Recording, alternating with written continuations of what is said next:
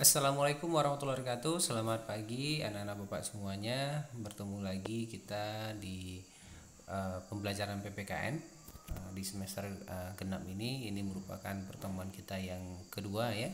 Materi kita di semester ini bab 4 adalah keberagaman dalam masyarakat Indonesia. Apa saja keberagaman itu? Ya, keberagaman itu ada suku, agama, ras, dan antar golongan. Baik, kompetensi dasar kita pada pertemuan kali ini atau bab ini adalah mengidentifikasi keberagaman suku, agama, ras, dan antar golongan dalam bingkai Bhinneka Tunggal Ika. Kemudian mendemonstrasikan hasil identifikasi suku, agama, ras, dan antar golongan dalam bingkai Bhinneka Tunggal Ika. Adapun indikator pencapaian kompetensinya memahami penyebab keberagaman suku, agama, ras, dan antar golongan atau yang kita sebut dengan SARA, ya, memahami keberagaman suku, agama, dan antar golongan, dan yang terakhir adalah menyusun laporan tentang keberagaman suku, agama, ras, dan antar golongan. Materi kita berdasarkan IPK itu berarti ada dua, ya, satu penyebab keberagaman suku, yang kedua adalah memahami apa itu keberagaman suku, agama, ras, dan antar golongan. Baik, menurut kamu apa yang menyebabkan keberagaman suku di Indonesia, keberagaman ras di Indonesia, dan keberagaman antar golongan di Indonesia? Ternyata penyebabnya ada 4 ya. Penyebabnya ada 4. Satu adalah 5 ya, ada 5. Satu, posisi strategis wilayah Indonesia. Di dalam pembelajaran PPKN kalian sudah belajar IPS ya, di IPS di materi geografi kalian sudah belajar bahwasanya Indonesia diapit oleh 2 samudra dan 2 benua. Ya. 2 samudra dan 2 benua. 2 samudra itu adalah Samudra Pasifik dan Samudra Hindia. Kemudian benuanya adalah benua Asia dan benua Australia. Artinya kedudukan bangsa Indonesia, letak wilayah negara kita berbatasan langsung dengan atau di tengah persilangan perdagangan internasional ya, jalur perdagangan internasional, sehingga banyak kapal asing yang datang ke Indonesia mulai dari zaman dahulu ya.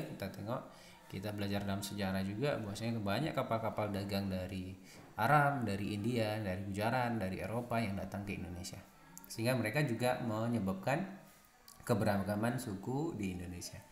Yang kedua adalah kondisi negara kepulauan. Ya, Indonesia adalah negara kepulauan terbesar di dunia, ada 17.000 lebih pulau di Indonesia, sehingga untuk setiap pulau mempunyai karakteristik masing-masing, mempunyai ciri khas masing-masing, karena memang dipisahkan oleh antara satu pulau dengan pulau yang lain oleh laut. Kemudian perbedaan kondisi alam setiap daerah. Ya, Indonesia sangat beragam kondisi alamnya, mulai dari pegunungan, pantai, persawahan, dan segala macamnya, sehingga orang-orang yang tinggal di gunung akan berbeda agamanya dengan orang-orang yang tinggal di pesisir. Karena orang yang tinggal di pesisir pantai, mereka lebih banyak berinteraksi dengan orang-orang luar. Kemudian yang ketiga adalah kondisi transportasi dan komunikasi. Semakin ke dalam kita tinggal ya, atau ke pedalaman kita tinggal, maka akses berkomunikasi dan transportasi kita semakin sulit, karena memang medan untuk mencapainya sangat sulit ya. Apalagi di Indonesia infrastruktur untuk jalan ya, itu masih sangat sulit, sehingga sukunya juga akan lebih berbeda. Karena kalau wilayah itu mudah diakses oleh bangsa lain, maka keberagaman akan semakin jelas ya. Kemudian penerimaan masyarakat terhadap perubahan. Ada masyarakat yang tertutup dengan perubahan, ada yang masyarakat yang terbuka dengan perubahan, sehingga itu akan menyebabkan keberagaman terhadap suku, agama, ras, dan antar golongan itu sendiri. Semakin mudah mereka menerima perubahan, maka semakin beragamlah masyarakat itu. Tapi semakin tertutup mereka dengan perubahan, maka mereka semakin sedikitlah keberagamannya. Kemudian apa saja keberagaman yang ada di Indonesia? Yang pertama adalah suku. Nah, di gambar pertama ini adalah suku. Ada banyak sekali suku di Indonesia. ya. Bahkan dicatat ada ribuan suku yang ada di Indonesia, tapi di Sumatera ada beberapa suku besar yang ada di Sumatera, misalnya ada suku Aceh, suku Gayo, suku Batak, suku Minangkabau, dan suku Melayu. Walaupun semuanya kita adalah Dutro Melayu ya, Dutro Melayu atau Melayu Muda. Nah, kita berasal dari ras yang sama, yaitu Dutro Melayu. Namun secara suku kita berbeda lagi, ada Aceh, Gayo, Batak, Minangkabau, dan Melayu, dan segala macamnya. Nah, yang kedua adalah agama. Agama juga disebabkan oleh perdagangan internasional di zaman dahulu ya.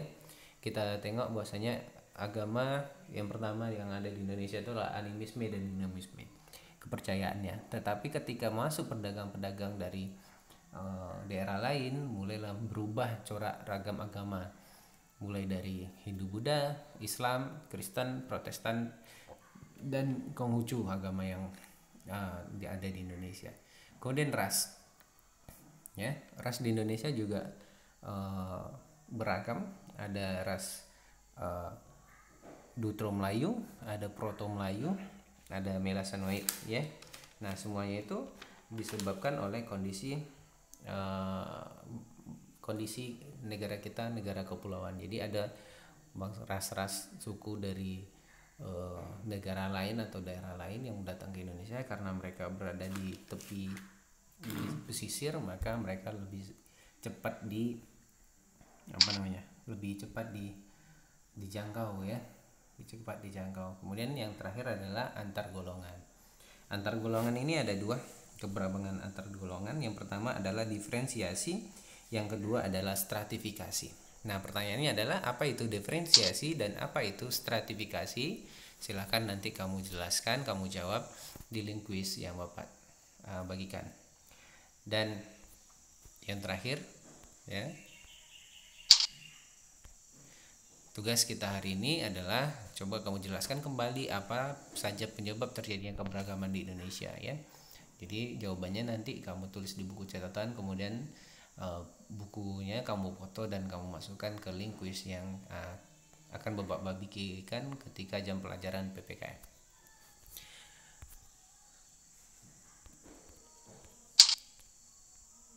Baik, terima kasih atas perhatiannya. Mudah-mudahan Anda paham semuanya. Kalau tidak paham nanti silakan catat pertanyaannya dan kemudian silakan tanyakan di jam pelajaran PPKN melalui WhatsApp grup kita. Demikian penjelasan materi singkat Bapak kali ini. Wabillahi taufiq wal hidayah. Wassalamualaikum warahmatullahi wabarakatuh. Selamat pagi.